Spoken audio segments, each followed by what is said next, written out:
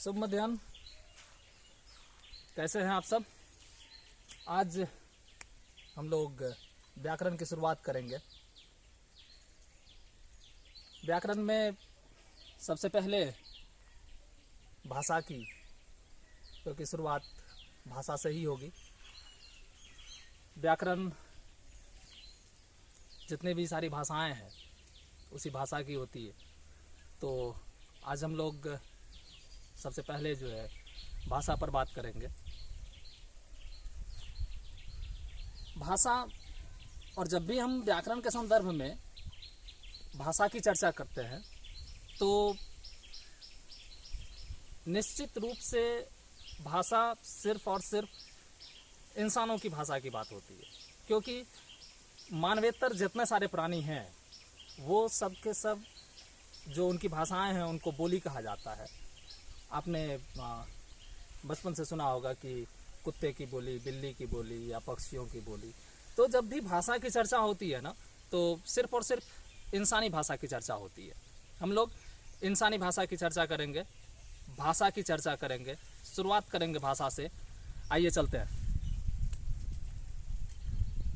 तो सबसे पहले आज हम लोगों का जो शीर्षक होगा वो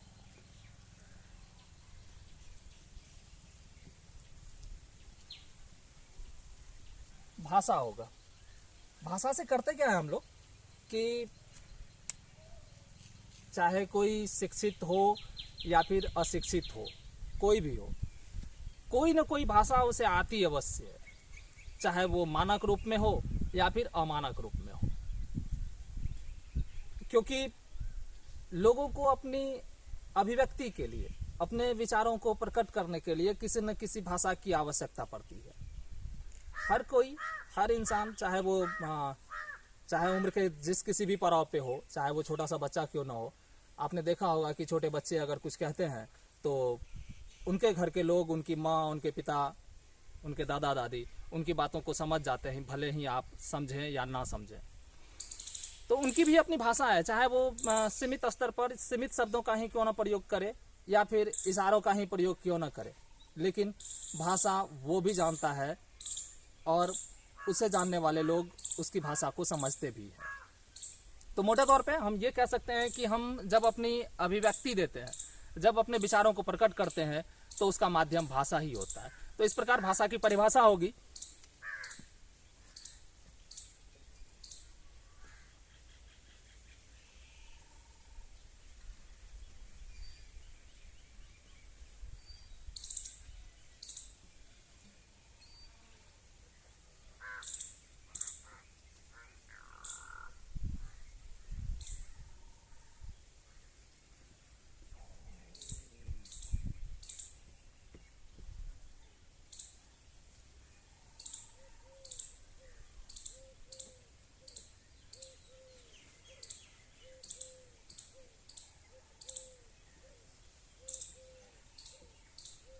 भाषा अभिव्यक्ति के माध्यम को कहते हैं,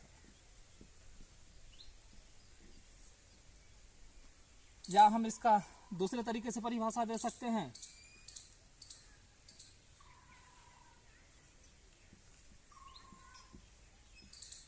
विचारों को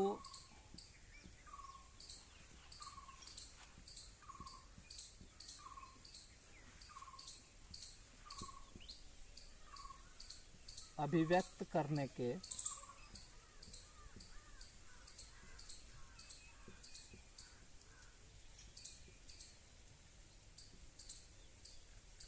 माध्यम को भाषा कहते हैं।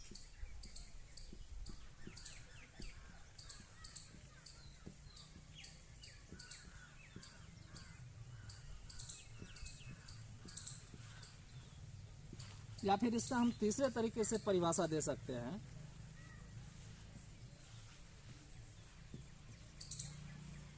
विचार विनिमय के माध्यम को भाषा कहते हैं।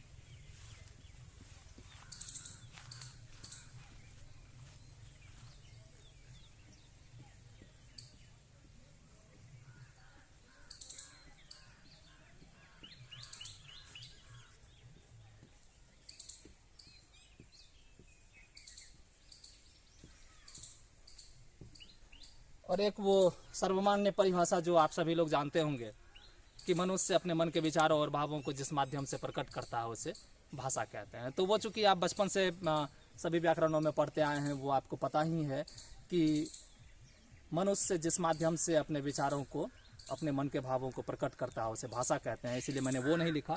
आपके सामने बोर्ड पे 3 परिभाषाएं हैं।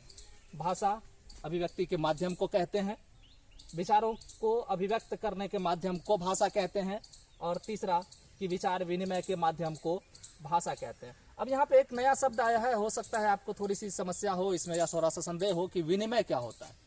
विनिमय का शाब्दिक अर्थ है लेन देन, मसलन कि विचारों का लेन देन।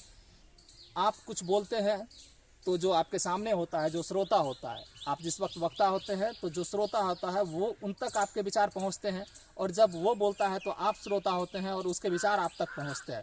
मतलब विचारों का जो लेन देन होता है वही विनिमय कहलाता है। तो विचार विनिमय के माध्यम को भाषा कहते हैं। तो इस प्रकार ये 3 परिभाषाएं हैं। भाषा अभिव्यक्ति के माध्यम को कहते हैं, दूसरा कि विचारों को अभिव्यक्त करने के माध्यम को भाषा कहते हैं, और तीसरा विचार विनिमय के माध्यम को भाषा कहते हैं। तो अब हम लोग इसकी परिभाषा पर चर्चा लगभग कर चुके हैं। इसके भेद देखेंगे हम लोग कि भाषा के कितने भेद होते हैं।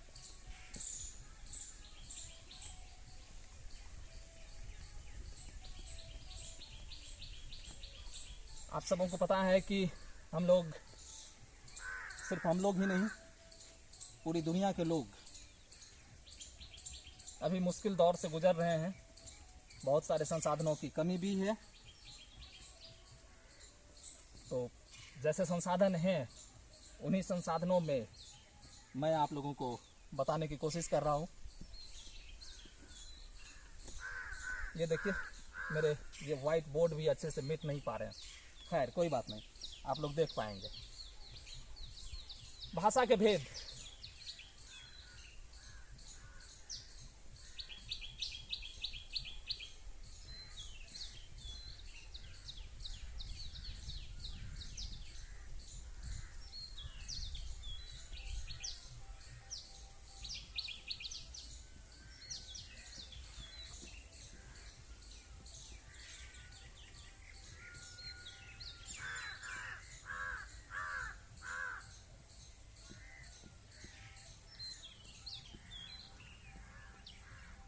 लिखित पहला भेद, दूसरा मौखिक और तीसरा सांकेतिक।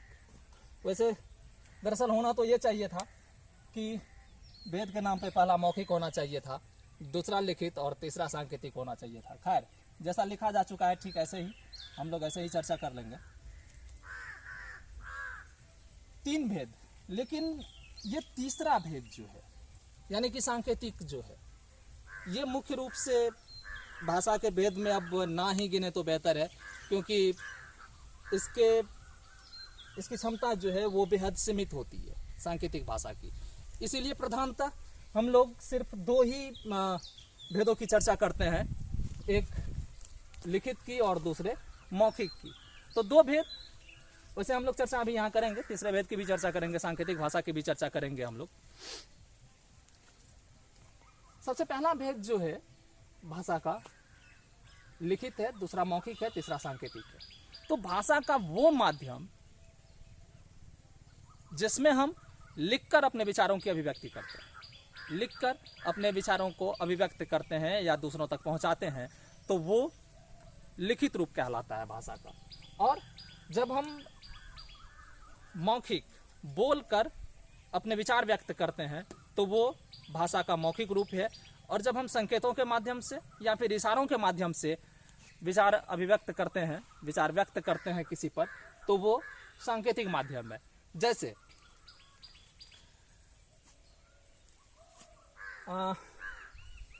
बड़ी प्रसिद्ध पंक्ति है एक बिहारी की, कहत नटत रिझत खिझत मिलत खिलत लजियात, भरे भवन में करत है नैना नहीं सो बात। ये सांकेतिक भाषा का जो रूप है इसके लिए बड़ा मुफीद बैठता है। थोड़ी सी चर्चा हटकर भी बिहारी ने नायक और नायिका के संदर्भ में इस पंक्ति को लिखा था कि कहत नटत रिझत खिजत मिलत खिलत लजियात भरे भवन में करत हैं नैना नहीं सो बात। पूरी सभा लगी हुई है, नायक और नायिका भी उसी सभा में है। नायक और नायिका मतलब प्रेमी और प्रेमिका, तो दोनों इशारों में ही बात करते हैं। कहत, नायक जो है वो इशारे में अपनी प्रेमिका को मनाने की कोशिश करता है। तो नटत उसके बाद का शब्द है, कहत के बाद नटत, तो नायिका जो है वो मना कर देती है। कहत नटत रिझत, फिर नायक जो है उसे रिझाने की कोशिश करता है। खिजत, नायिका खींच उठती है उसके इस व्यवहार पर कि इतने सारे लोग भरी सभा में बैठे हुए हैं और तुम इस तरह की हरकतें कर रहे हो, तो उसे खींच उठती है, हल्का वो गुस्सा आता है। लेकिन वो गुस्सा भी मनुहार वाला है, प्यार वाला है, मतलब गुस्सा वो गुस्सा नहीं है। तो मिलत खिलत लजियात, और उसके बाद जब दोनों की आंखें मिलती है फिर से नायक और नायिका की, तो दोनों खिल उठते हैं और फिर नायिका शर्मा जाती है, उसकी निगाहें झुक जाती है। ये सारी बातें इशारों में हो रही है। तो जैसा मैंने अभी कहा था कि सांकेतिक भाषा की जो क्षमता है वो सीमित है, लेकिन बिहारी की इन पंक्तियों से तो नहीं लगता कि उसकी क्षमता जो है वो सीमित है, क्योंकि दो नायक और नायिका जो है वो आपस में इतनी सारी बातें करते हैं। इसमें बिहारी इस बात के प्रसन्न है, बिहारी की पंक्ति है ये। खैर, यहाँ पे हम लोग इसकी चर्चा बाद में करेंगे। जब हम लिखकर अभिव्यक्ति करते हैं तो भाषा का वो लिखित रूप है, और जब हम बोलकर भाषा की अभिव्यक्ति करते हैं तो वो मौखिक है। लेकिन जब हम संकेत के माध्यम से या इशारों के माध्यम से अपनी बातें सामने वाले तक पहुंचाने की कोशिश करते हैं तो फिर वो भाषा का सांकेतिक रूप है। जैसे आप किसी से एक गिलास पानी मांगते हैं तो आप इशारे करके भी पानी मांग सकते हैं, या किसी को बुलाना होता है तो आप इशारे से उसे अपनी तरफ बुला लेते हैं। तो ये छोटी छोटी चीज़ें हैं। या किसी को भूख लगी है तो वो फिर यूं इशारा करके खाना मांग सकता है। तो ये सीमित संसाधन है, मतलब सीमित क्षमताएं हैं सांकेतिक भाषा की, इसीलिए भाषा के संदर्भ में हम उसकी चर्चा नहीं करते हैं। प्रमुखतः दो ही रूपों की चर्चा करते हैं, लिखित की और मौखिक की। तो अब हम इसकी परिभाषा लिख लें अलग अलग।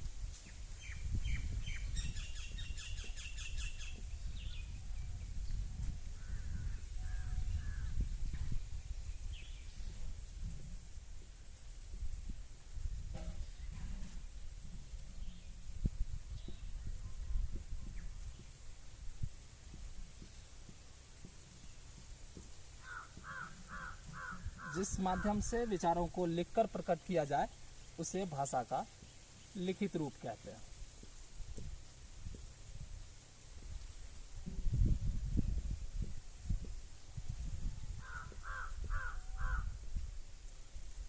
तो ये भाषा के जो रूप है लिखित, उसकी परिभाषा हो गई कि जिस माध्यम से विचारों को लिखकर प्रकट किया जाए उसे भाषा का लिखित रूप कहते हैं।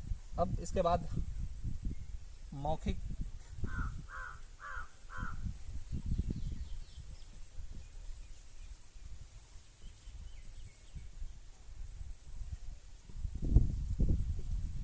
भाषा के जिस माध्यम से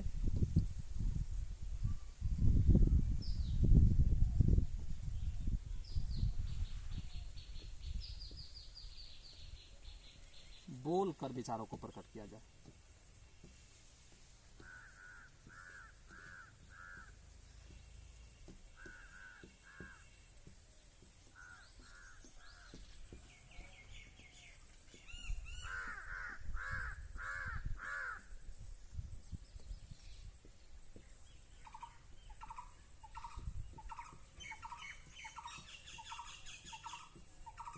उसे मौखिक कहते हैं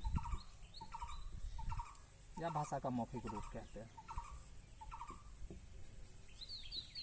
जैसी सुविधा हो आप वैसा लिख सकते हैं, क्योंकि मेरा मानना है भाषा जो है वो या कोई भी परिभाषा, खास करके व्याकरणों में जो लिखा होता है सिर्फ वो परिभाषाएं नहीं होती। अगर आप चीज़ों को सही संदर्भ में समझ रहे हैं, अच्छे से उसकी जानकारी है आपके पास, तो परिभाषा आपकी हो सकती है। वो नहीं कि सिर्फ वासुदेव नंदन प्रसाद या जितने व्याकरणविद हैं उन लोगों ने जो परिभाषाएं लिख दी बस वही परिभाषा नहीं। परिभाषा आपकी हो सकती है, आप परिभाषा बना सकते हैं, बशर्ते कि आप उन चीज़ों को अच्छे से समझ रहे हो। तो ये आपकी परिभाषा होगी। आप इसको दूसरे तरीके से भी लिख सकते हैं, बस आपको इन भाषा के भेदों की जानकारी होनी चाहिए। शब्द कोई भी हो सकते हैं, बस उसके मंतव्य वही होने चाहिए। यहाँ दो परिभाषा लिखित की और मौखिक की परिभाषा लिखी हुई है। फिर से मैं पढ़ के दिखाऊं। लिखित की परिभाषा कि जिस माध्यम से विचारों को लिखकर प्रकट किया जाए उसे भाषा का लिखित रूप कहते हैं। और मौखिक की परिभाषा हो गई कि भाषा के जिस माध्यम से बोलकर विचारों को प्रकट किया जाए उसे मौखिक कहते हैं।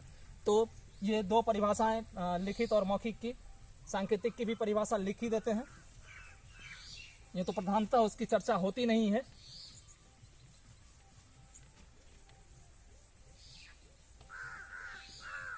फिर भी परिभाषा जैसे लिखनी है तो हम लोग सांकेतिक की भी परिभाषा लिख ही लेंगे।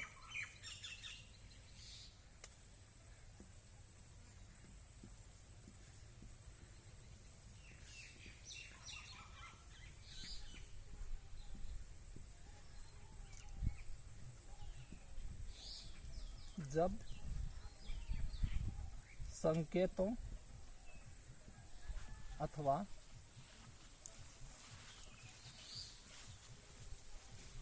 इशारों के माध्यम से, जब संकेतों अथवा इशारों के माध्यम से विचार प्रकट किए जाए,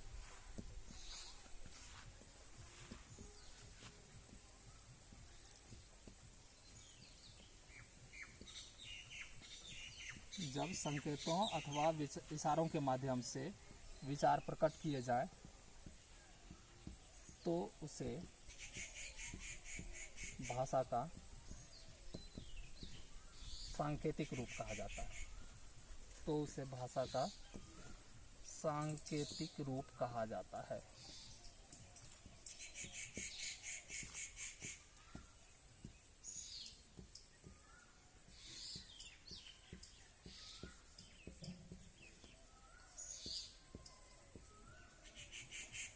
इस प्रकार आपने देखा कि भाषा किसे कहते हैं। भाषा की तीन परिभाषाएं मैंने आप लोगों को बताई, फिर भाषा के भेद बताए। भाषा के मुख्यतः तो दो ही भेद होते हैं, एक मौखिक और दूसरा लिखित। तीसरा और अप्रधान भेद जो है वो सांकेतिक है। तीनों की परिभाषाएं हो गई। सांकेतिक की परिभाषा हो गई कि जब संकेतों अथवा इशारों के माध्यम से विचार प्रकट किए जाए तो उसे भाषा का सांकेतिक रूप कहा जाता है। तो आज हम लोग यही खत्म करते हैं, फिर मिलते हैं किसी अगले दिन अगले टॉपिक पर। इससे आगे चर्चा करेंगे हम लोग। आज के लिए बस इतना ही। शुभ विदा।